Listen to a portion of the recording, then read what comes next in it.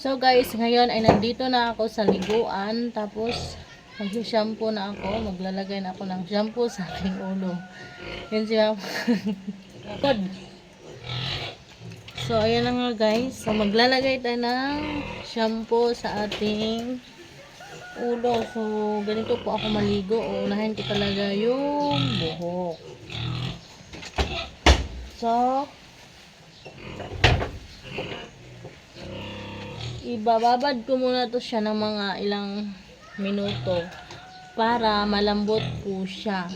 So dito kasi sa probinsya guys, hindi pa ako nagdala ng aking sabon. So yung ginagamit ko na sabon is Kojic.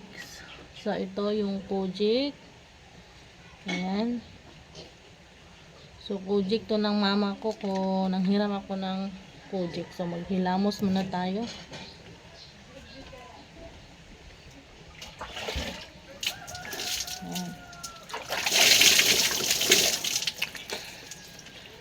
So, maghihilamos muna ako sa aking mukha. So, sobrang haggard sa yung mukha ko, guys. Kasi, hindi na po ako araw-araw naghihilamos. Dati kasi, tuwing hapon at umaga, naghihilamos ako. So, ngayon po, pinatamad talaga ako, guys.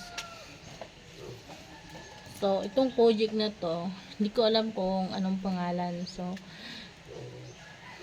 magsasabon muna ako sa aking mukha. So, ayan.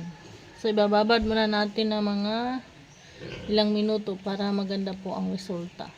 Pero yung kilay ko guys, hindi pa siya nakuhanan. So, kailangan ko to siyang i-shape uli. Kasi sobrang kapal na ng kilay ko.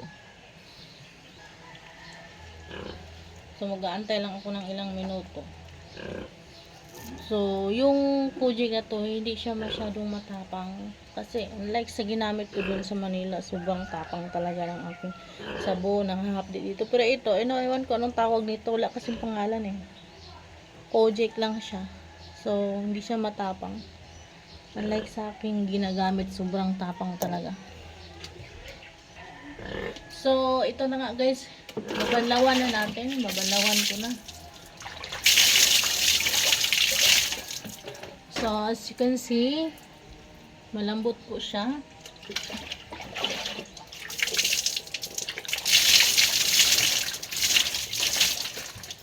Ayan, malambot na po yung medyo smooth po siya hawakan. So, nagkaroon po ako ng tagyawat kasi hindi na po ako naglalagay ng toner sa aking mukha.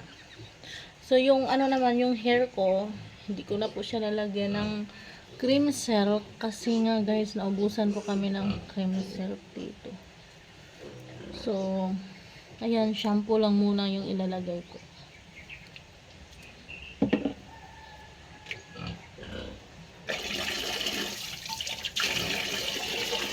So, medyo makati yung ulo ko, kailangan ko ng dalawan.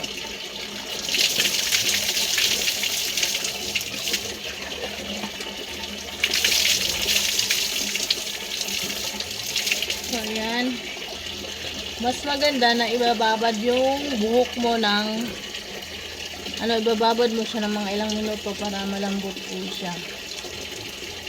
So, ayan na.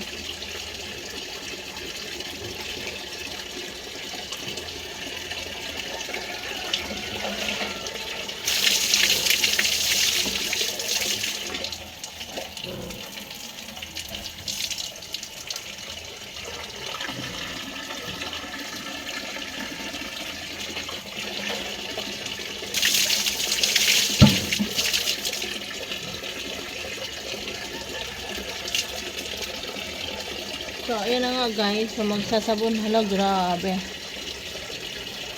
Sobrang hagad yun ang face ko.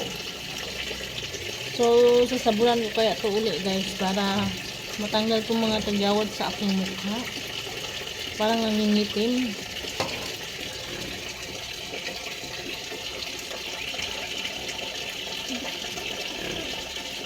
Kasi yung mukha ko dito nangingitim talaga kasi wala akong ginagamit na toner eh. So magsasabon ako uli guys. Magsasabon tayo. Ayan.